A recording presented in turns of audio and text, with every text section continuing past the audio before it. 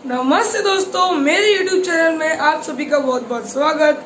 और आज हम जो टॉपिक डिस्कस करने जा रहे हैं वो है द गुप्ता पीरियड। ठीक है, गुप्त काल के बारे में हम डिस्कस करेंगे। ओके, इसकी जो जो राजा हैं यहाँ पे और जो जो इसकी इकोनॉमिक कंडीशंस है, सोशल कंडीशंस है, उन सबको हम एक एक करके टॉपिक बाय टॉपिक पढ़ेंगे। तो चलिए शुरू करते हैं। देखिए, ये जो गुप्त काल था ये कुषाण काल के बाद आया, यानी कि जब कुषाणा डायनेस्टी जब चल रही थी उसके बाद गुप्त डायनेस्टी आई है। मैं यहाँ लिख देता हूँ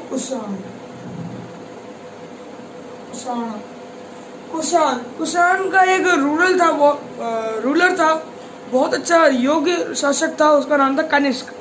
ठीक है, कनिष्क ने जो है अपने साम्राज्य को बहुत अच्छे से संभाला, लेकिन उसके बाद जो रूलर आए ना वो थोड़े से अयोग्य थे, उनमें योग्यता थोड़ी कम थी, यानी कि वो उसको पूरे अपने किंगडम को अच्छे से संभाल नहीं पा रहे थे। इसी के कारण जैसे मान लीजिए ये किंगडम था, ये पूरा किंगडम है, ये राजा है। अब ये राजा यहाँ बैठा है तो ये वाली चीज कैसे कंट्रोल करेगा? तो इसने क्या करा, अलग अलग सामंत बना दिए, जिसको हम सामंतवाड़ी सिस्टम भी कहते हैं। ठीक है, जैसे एक सामंत इधर, एक सामंत ऐसा, एक सामंत ऐसा, एक सामंत, मतलब ऐसे बिठा दिया अलग अलग। जैसे होता नहीं क्या, जैसे पूरा भारत है उसमें अलग अलग स्टेट बिठा दी, उसमें स्टेट की गवर्नमेंट बिठा दी, है ना। वैसे इसमें क्या है, ये बिठा दिया, उसमें अलग अलग सामंत बिठा दिए। ठीक है, तो ये सिस्टम था। लेकिन ये सिस्टम है ना कहीं बहुत सारे डायनेस्टीज का पतन का कारण बना, क्योंकि इस सिस्टम में क्या था कि राजा की जो जमीन है वो इतनी ही रह गई और बाकी इतने सामंत बना दिए, ये चारों तरफ से सामंत। ठीक है, तो इससे क्या होता था कि सारे सामंत जो है एक जुट बना लेते थे, एक जो है ग्रुप बना लेते थे और सीधे राजा पे हमला कर देते थे। इनके पास सेना तो होती थी, तो सीधे राजा पे हमला करते थे और राजा साफ, फिर नई डायनेस्टी आती थी। तो ये सामंतवाड़ी जो सिस्टम था ये इतना इफेक्टिव नहीं रहा, क्योंकि ये आगे जाके पतन का कारण बनता था। अब आया गुप्त पीरियड। गुप्त पीरियड कैसे आया? ऐसे ही आया। कुषाण बैठा था कोई रूलर, है ना, उसको मार के, मतलब सारे सामंतों का ग्रुप बनाकर उसको मार के और अपना राज आ गया। ठीक है, अपना राज स्थापित कर दिया। तो कुषाण डायनेस्टी का हो गया अंत, कुषाणा नहीं रहे। अब क्या होगा बेटा? देखिए, जो सामंत था ना, ये पूरा जो एरिया था, कश्मीर, हिमाचल प्रदेश, पंजाब और ऊपर का राजस्थान, इधर से पाकिस्तान ले लो हल्का सा, और नीचे गुजरात, सिंध, ये पूरा जो एरिया था ना ये कुषाण का था। अब कुषाण में हल्का सा यूपी का एरिया भी आता था। वो जो यूपी का एरिया था ना, उस यूपी के एरिया में ही इमर्ज हुए थे। और इनके पहला जो लीडर था, हम राजा तो इसको नहीं कहेंगे क्योंकि ये जो सामंतवाड़ी सिस्टम था उसमें ही राजा था, लेकिन इसको हम राजा नहीं कह सकते क्योंकि इसने गुप्त वंश को अच्छे से स्थापित नहीं करता। श्रीगुप्त, मतलब इसको रियल फाउंडर माना जाता है, लेकिन ये रियल फाउंडर मेरे को नहीं लगता है, क्योंकि श्रीगुप्त जो थे उन्होंने बस गुप्त वंश की नींव रखी और खत्म। ना इन्होंने कुछ अपना राज्य स्थापित करा, ना कुछ करा। ठीक है, श्रीगुप्त आए, ठीक है, इनकी मौत हो गई। फिर घटोत्कच आए, वो उनकी भी मौत हो गई। तो ये दो जो राजा मैंने आपको बताए हैं, ये राजा सामंतवाड़ी सिस्टम के अंदर ही राजा बन के रहे हैं। इन्होंने अपना खुद का कोई रूल एस्टेब्लिश नहीं करा। समझ में आ गया? फिर से बता देता हूँ, श्रीगुप्त और घटोत्कच दो राजा थे जो कि कुषाण के सामंत थे, और उन कुषाण के सामंतों में ही ये राज कर रहे थे। ठीक है, I hope this is clear. अब हम आते हैं चंद्रगुप्त मौर्य, सॉरी चंद्रगुप्त मौर्य नहीं, चंद्रगुप्त प्रथम, चंद्रगुप्त वन, उसके बारे में समझते हैं हम। अब समझते हैं हम चंद्रगुप्त प्रथम के बारे में। देखिए चंद्रगुप्त प्रथम ने क्या करा, श्रीगुप्त की तरह सामंत जो वाड़ी सिस्टम था इनका जो चल रहा था उसमें राजा बनना ये खत्म कर दिया। उसने कुषाण के अगेंस्ट बगावत कर दी। ठीक है, मैं यहाँ लिखता हूँ चंद्रगुप्त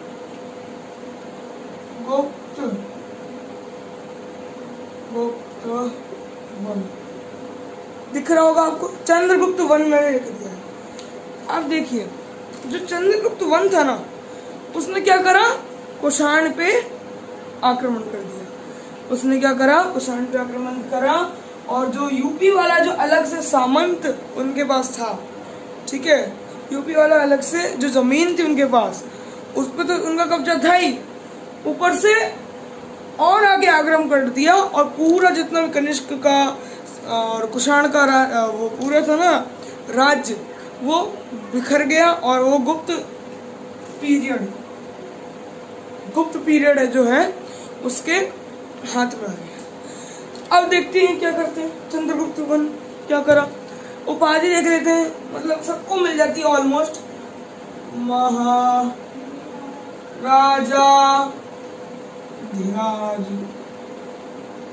महाराजा धीराज, ये सबको ऑलमोस्ट सबको उपाधि मिली हुई है महाराजा धीराज। ये बहुत कॉमन सी उपाधि है, इसमें कुछ ऐसा खास नहीं है। ठीक है, अब हम देखते हैं आगे। इनकी पत्नी का नाम क्या था, कुमार देवी। क्या नाम था, कुमार देवी। ये बिहार की साइड से थी। कहां से थी, लिच्छवी से। इंग्लिश में जब छ लिखना होता है तो ऐसे आगे लगता है, लिच्छवी। ठीक है, लिच्छवी से थी। बिहार में एक जगह है, आप जाएंगे सिवान वगैरह, वहां पे लिच्छवी जगह है। दुनिया का पहला गणतंत्र यानी कि रिपब्लिक स्टेट लिच्छवी है, यानी कि सबसे पहली जो रिपब्लिक ऐसी है ना इसमें लिच्छवी है ना। समझ में आ गया आपको। तो इनके ज्यादा बारे में ना कुछ खास नहीं। कैपिटल इन्होंने क्या बनाई थी, विदिशा बनाई थी। विदिशा एमपी में एक जगह है, ये बहुत प्राचीन जगह रही है। सुंग डायनेस्टी के पुष्यमित्र सुंग ने भी इसको विदिशा को अपना जो है बनाया था। तो समझ में आ गया आपको। विदिशा कैपिटल होगी, पत्नी कुमार देवी की होगी, लिच्छवी से थी। कहां से थी, लिच्छवी से। महाराजा धीराज अब उपाधि है और चंद्रगुप्त वन है। इसको हम रियल फाउंडर कहते हैं। क्या कहते हैं, रियल फाउंडर हम कहते हैं श्रीगुप्त को, और रियल फाउंडर किसको कहते हैं, हम कहते हैं रियल फाउंडर हम कहते हैं इसको, चंद्रगुप्त वन। तो इसके बारे में और ज्यादा कुछ था नहीं। ठीक है, मतलब योग्य था ये, लेकिन इससे कुछ इसने ज्यादा काम करे नहीं। अब हम आगे चलते हैं, यानी कि समुद्रगुप्त को देखते हैं। अब हम देखते हैं समुद्रगुप्त के बारे में। समुद्रगुप्त चंद्रगुप्त प्रथम का बेटा था।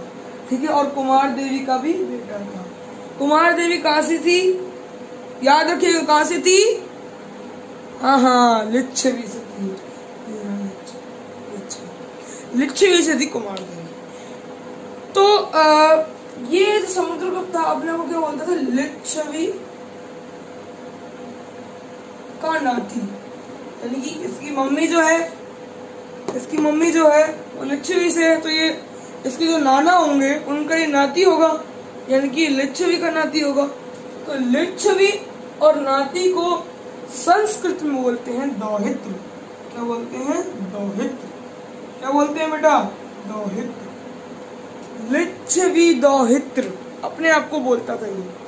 ठीक है, लिच्छवी दौहित्र। समझ में आ गया पूरा कंसेप्ट। ये क्वेश्चन आता है कि समुद्रगुप्त अपने आप को किस नाम से पसंद करता था, लिच्छवी दौहित्र नाम से। ठीक है, I hope this is clear. ये जो है ना बहुत ही महान था। ये मतलब गुप्त वंश का सबसे ज्यादा महान शासक आप इसको कह सकते हैं। ठीक है, मतलब अब मैं क्या ही बताऊं, इसने बहुत लड़ाइयाँ लड़ी है। अशोक था ना, अशोक, वो कलिंग की वजह से फेमस हो गया था। उसने समुद्रगुप्त ने उससे भी ज्यादा भयानक भयानक सैकड़ों लड़ाइयां लड़ी। ठीक है, समुद्रगुप्त वॉरियर इतना अच्छा था और इसने साउथ में भी थोड़ा बहुत कब्जा कर लिया था। तो साउथ में कौन से साउथ में इसने कब्जा कर लिया था। लेकिन साउथ में आप देखेंगे एक साथ महाराष्ट्र के पास बहुत सारी पहाड़ियां आ जाएंगी। कौन सी? Vindhyachal, then Ellora, then Ajanta, then Satpura, मतलब काफी पहाड़ियां आ जाती हैं उत्तर भारत से दक्षिण भारत जाने। उसने बोला था कि इतने में तो हमारी सेना बहुत खर्च हो जाएगी, इसलिए उनको साउथ वालों को टैक्स लेके छोड़ दिया कि हाँ तो हमारे राज्य में रह रहे हो तो अपना अलग राजा रखो, शासन चलाओ, लेकिन हमको 500 अशर्फियां या फिर 1000 अशर्फियां जितनी भी वो देता होगा टैक्स। ओ सॉरी, ये गिर गया। ठीक है, तो इन्होंने जो है साउथ वालों से टैक्स लेने लगा। अब ये जो टैक्स लेके इसने छोड़ दिया इनको, तो साउथ वाला का तो हमने पत्ता खा। लेकिन ये जो आर्ट फॉर्म होती है ना अलग अलग, इनमें भी बहुत आगे था। कहा जाता है कि ये जो है इसका घोड़ा तीन सागरों का पानी पीता था। यानी कि जैसे इंडिया है ना, तो इधर अरेबियन सी हो गया, ठीक है, इधर बे ऑफ बंगाल हो गया, इधर इंडियन ओशन हो गया, तो 3 सागर हो गए ना। तो ये दर्शाता है कि समुद्रगुप्त का राज्य यहाँ तक भी था, इसको इधर उधर जाने में, तीनों सागरों के पास जाने में कोई आपत्ति नहीं थी। ये दर्शाता है। ठीक है, तो ये तो आपको समझ में आ गया साउथ वाले का। इसको हम नेपोलियन ऑफ इंडिया भी कहते हैं। ठीक है, नेपोलियन क्या था? एक फ्रांस में रूलर आया था फ्रेंच रिवॉल्यूशन के बाद, नेपोलियन।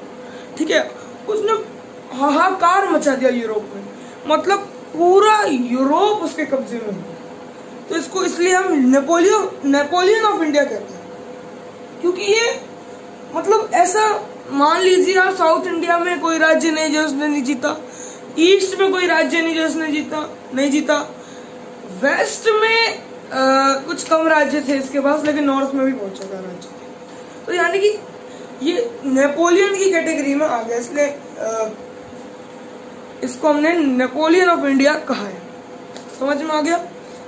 और इसको हम धरणीय बंद भी कहते हैं, यानी कि पूरी जो धरती है, जैसे ये है, जैसे मान लीजिए ये धरती है, इसको पूरा बंद करके रखा है। मतलब अब उस टाइम पे तो इंडिया ही हमारी धरती थी। ठीक है, उस टाइम पे लोग समझ रहे थे एक ही देश है, इंडिया ही है। जैसे ये धरती है, इसको पूरा ऐसे बांध के रखा है, इसलिए इसको धरणीय बंद कहते थे। ये क्या दर्शाता है कि समुद्रगुप्त का राज्य पूरे के पूरे भारत में फैला हुआ है, इसलिए इसको धरणी बंद कहते हैं, यानी कि धरती को बांध के रखने वाला अपने अंदर। समझ में आ गया आपको? और इसको हम कविराज भी कहते हैं। कविराज क्यों कहते हैं? क्योंकि इसने बहुत कविताएं लिखी है। ठीक है, कृष्ण चरितम और विष्णु चरितम, बहुत सारी संस्कृत में किताबें लिखी है। और एक और बात ध्यान रख लीजिएगा कि इसकी जो मेन इसके राज्य में जो मेन भाषा थी ना, वो संस्कृत थी। क्या थी वो? संस्कृत थी। इसलिए संस्कृत का बहुत बड़ा विद्वान था समुद्रगुप्त, इसको हम कविराज कहते हैं। ठीक है, इनका एक दरबारी था जिसका नाम था हरिसेन। क्या नाम था बेटा? हरिकेन में नहीं, हरिकेन मतलब तूफान होता है। हरिसेन हरिसेन को हम एक उपाधि देते हैं जिसको हम बोलते हैं महासंधि विग्राहक, क्योंकि हरिसेन जो है ना अपनी बातों से दूसरे राजाओं का दिल खुश कर देते और फिर समुद्रगुप्त से उनकी मीटिंग सेट करवाते थे, इसलिए इसको क्या बोलते थे? महासंधि विग्राहक। समझ में आ गया? हरिसेन को क्या बोलते हैं बेटा? महासंधि विग्राहक। अच्छा बताइए, समुद्रगुप्त को क्या बोलते हैं? नेपोलियन ऑफ इंडिया, कविराज। और हरिसेन को महासंधि विग्रह। समुद्रगुप्त अपने आप को सबसे ज्यादा क्या कहने पसंद करता था? लिच्छवी दौहित्र। क्या? लिच्छवी दौहित्र। और ये ना अच्छा बहुत वीणा भी बहुत अच्छी बताते थे।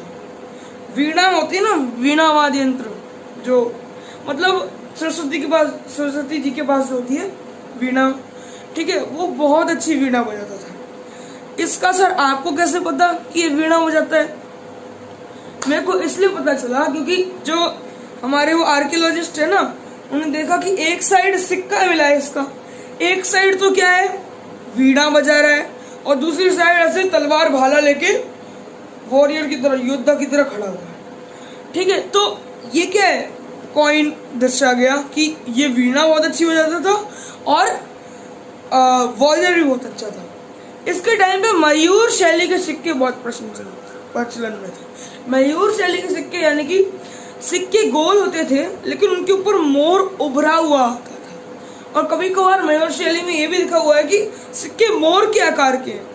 जैसे आमतौर पर सिक्के गोल होते हैं, उनमें मयूर बना हुआ तो, या फिर हमने क्या देखा है कि मयूर के टाइप का ही सिक्का हो जिसको हम मयूर शैली कहते हैं, यानी कि मोर, मयूर यानी कि मोर के टाइप का सिक्का। ठीक, ये समझ में आ गया आपको। वीणा बहुत अच्छी बजाता था जो सरस्वती जी के पास होती है, ठीक है। वीणा तो एपीजे अब्दुल कलाम भी बहुत बढ़िया बजाते थे, ग्रेट साइंटिस्ट ऑफ इंडिया, ठीक है। तो वीणा सबसे ज्यादा प्राचीन यंत्र, वाद्य यंत्र माना गया है, ठीक है। और समुद्रगुप्त बहुत महान था। आपको पता है कि जो गुप्त वंश है ना, उसको मतलब एकदम पूरा हाई पीक पे ले जाना समुद्रगुप्त का काम है। और इसके टाइम पे याद रखिएगा, सबसे ज्यादा जो सनातन संस्कृति है, जो वैष्णव धर्म है ना, उसका विकास हुआ। हिंदू धर्म का सबसे ज्यादा विकास किसने करा? समुद्रगुप्त। किसने करा? समुद्रगुप्त। और इसलिए गुप्त काल को भारत का स्वर्ण काल भी कहते हैं, ठीक है। ये वीडियो ज्यादा लंबी हो जाएगी, इसलिए इसके नेक्स्ट पार्ट में हम आगे राजाओं को डिस्कस करेंगे। तब तक के लिए धन्यवाद।